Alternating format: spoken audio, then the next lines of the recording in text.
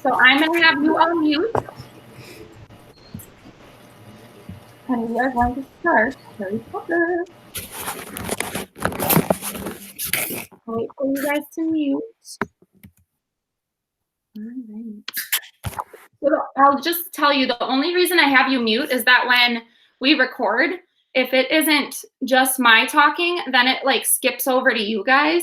And so it doesn't look right when I post it for other people. They don't understand what's going on. So I'm not muting you because I don't like you. I'm just muting you so other people can hear the story. Okay. Holy moly, this is a very long chapter. We might not read the whole thing, okay? But it's called The Boy Who Lived. Okay, there's a little picture. Okay. Mr. and Mrs. Dursley, of number 4, Privet Drive, were proud to say that they were perfectly normal. Thank you very much. They were the last people you'd expect to be involved in anything strange or mysterious, because they just didn't hold with such nonsense. Mr. Dursley was the director of a firm called Grunnings, which made drills. He was a big, beefy man with hardly any neck, although he did have a very large mustache. Mrs. Dursley was a thin and blonde woman and had nearly twice the usual amount of neck, which came in very useful as she spent so much of her time craning over garden fences, spying on the neighbors. The Dursleys had a small son called Dudley, and in their opinion, there was no finer boy anywhere. The Dursleys had everything they wanted, but they also had a secret, and their greatest fear was that somebody would discover it. They didn't think they could bear it if anyone found out about the Potters. Mrs. Potter was Mrs. Dudley's sister, but they hadn't met for several years. In fact, Mrs. Dursley pretended she didn't have a sister, because her sister and her good-for-nothing husband were as un-Dursley-ish as possible to be. The Dursleys shuddered to think what the neighbors would say if the Potters arrived in the street. The Dursleys knew that the Potters had a small son too, but they had never even seen him. This boy was another good reason for keeping the Potters away. They didn't want Dudley mixing up with a child like that. When Mr. and Mrs. Dursley woke up on the dull gray Tuesday, our story starts. There was nothing about the cloudy sky outside to suggest that the strange and mysterious things would soon be happening all over the country. Mr. Dursley hummed as he picked out his most boring tie for work, and Mrs. Dursley gossiped away happily as she wrestled a screaming Dudley into his high chair. None of them noticed a large, tawny owl flutter past the window. At 8:30, Mr. Dursley picked up his briefcase, pecked Miss Dursley on the cheek, and tried to kiss Dudley goodbye, but missed because Dudley was now having a tantrum and throwing his cereal at the walls. Little tyke, chortled Mr. Dursley after he left the house. He got into his car and backed out of number 4's drive. It was on the corner of the street that he noticed the first sign of something peculiar: a cat reading a map. For a second, Mr. Dursley didn't realize what he had seen. Then he jerked his head around to look again. There was a tabby cat standing on the corner of Privet Drive, but there wasn't a map in sight. What could he have been thinking of? It must have been a trick of the light. Mr. Dursley blinked and stared at the cat. It stared back. As Mr. Dursley drove around the corner and up the road, he watched the cat in his mirror. He was now reading the sign that said Privet Drive. No looking at the sign. Cats couldn't read maps or signs. Mr. Dursley gave him a little shake and put the cat out of his mind. As he drove toward the town, he thought of nothing except a large order of drills he was hoping to get that day. But on the edge of town, drills were driven out of his mind by something else. As he sat in the usual morning traffic jam, he couldn't help noticing that there seemed to be a lot of strangely dressed people about. People in cloaks. Mr. Dursley couldn't bear people who dressed in funny clothes. The get-ups you saw on young people. He supposed this was some silly new fashion. He drummed his fingers on the steering wheel, and his eyes fell on a huddle of these weirdos standing quite close by. They were whispering excitingly together. Mr. Dursley was enraged to see that a couple of them weren't young at all. Why, that man had to be older than he was, and wearing an emerald green cloak. The nerve of him! But then it struck Mr. Dursley that this was probably some silly stunt. These people were obviously collecting for something. Yes, that would be it. The traffic moved on, and few minutes later, Mr. Dursley arrived in the Grunnings parking lot, his mind back on drills. Mr. Dursley always sat with his back to the window in his office on the 9th floor. If he hadn't, he might have found it harder to concentrate on drills that morning. He didn't see the owls swooping past in broad daylight, though people down the street did. They pointed and gazed open-mouthed as owl after owl sped overhead. Most of them had never seen an owl, even at nighttime. Mr. Dursley, however, had a perfectly normal, owl-free morning. He yelled at 5 different people.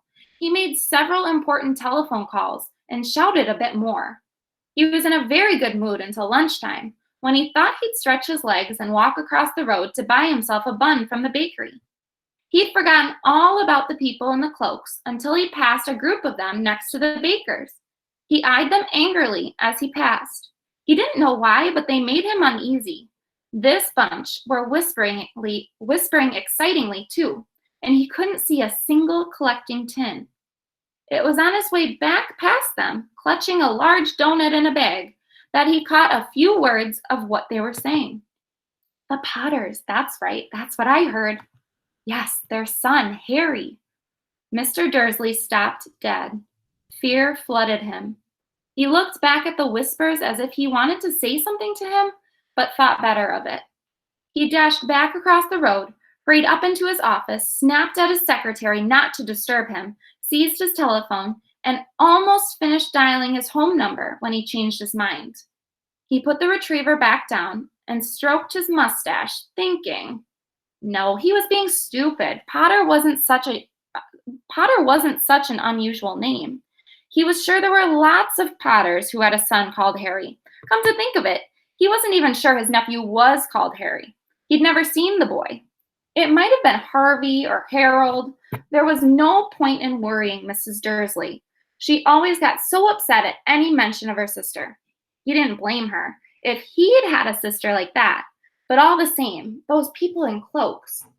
He found it a lot harder to concentrate on drills that afternoon, and when he left the building at 5 o'clock, he was still so worried that he walked straight into someone just outside the door. Sorry, he grunted, as the tiny old man stumbled and almost fell. It was a few seconds before Mr. Dursley realized that the man was wearing a violet cloak. He didn't seem upset at all, being almost knocked to the ground.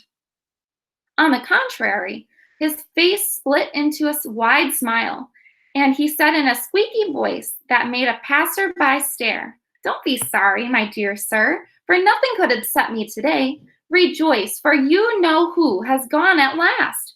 Even muggles like yourself should be celebrating this happy, happy day." And the old man hugged Mr. Dursley around the middle and walked off. Mr. Dursley stood rooted to the spot. He had been hugged by a complete stranger. He also thought he had been called a muggle, whatever that was. He was rattled. He hurried to his car and set off for home, hoping he was imagining things, which he had never hoped before, because he didn't approve of imagination.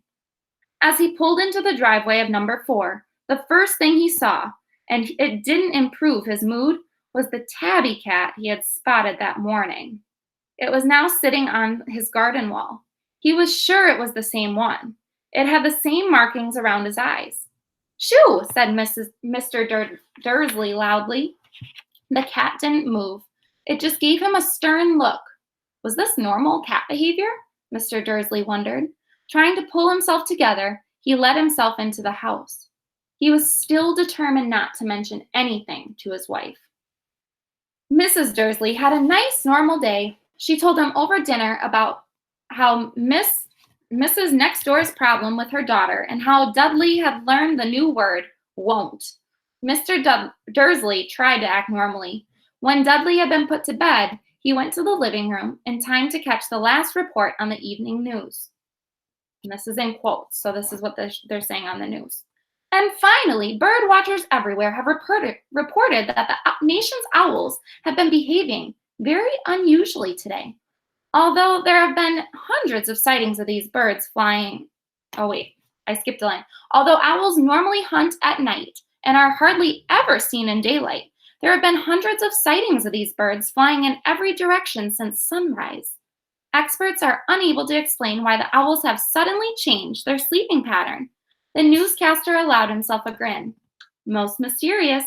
And now over to Jim McGuffin with the weather. Going to be any more showers of owls tonight, Jim? Well, Ted, said the weatherman, I don't know about that. But it's not only the owls that have been acting very oddly today. Viewers far apart as Kent, Yorkshire, and Dundee have been phoning in to tell me that instead of the rain I promised yesterday, they've had a downpour of shooting stars. Perhaps people have been celebrating bonfire night early. It's not until next week, folks, but I can promise a wet night tonight. Mr. Dursley sat frozen in his armchair. Shooting stars all over Britain, owls flying by daylight, mysterious people in cloaks all over the place, and a whisper about the Potters. I'm going to stop there. Okay, you guys can unmute. Bum, bum, bum. Don't you think? Doesn't that get you interested right off the bat? Bye. Yeah, I think that was a good intro. All right, friends. Well, I have a meeting today. Nicholas, I will see you at 12:45, so in about 15 minutes. And I have a meeting with a couple more friends, but I will let you guys kind of hang out if you'd like. Otherwise, I am going to head out, and I will talk to you later in the week. Sound good? Mm-hmm. Bye. What? Are you meeting with me? Let's look. Let me pull up the sign up. Your mom signed up this morning. Can we do it today? I have. Hang on, buddy. I gotta refresh here. So you're You are on Thursday at 9:45, and I'll send you an email on Thursday, okay? Nyla, I have you on Tuesday at 12:15. Work, I have you on Tuesday at noon. What? That's when your meeting is. Tuesday, so tomorrow at 12. Okay. And Nyla is tomorrow at 12:15. Ethan, I have you tomorrow at 12:45. Wait, Okay? what about me? I didn't hear it. Was I on there? 12:15 tomorrow. Okay? All right, friends. I will talk to you later. If you want to hang out, you may, okay? Okay. All right. Bye, guys. Bye. out to the sewer. Hello. Hello. They might not. Want to see Murph again? Want to see Murph again? Sure.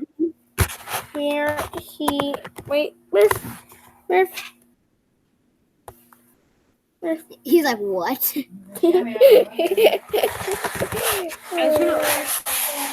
Okay, I gotta leave. Sorry. Bye. He just Murph's foot.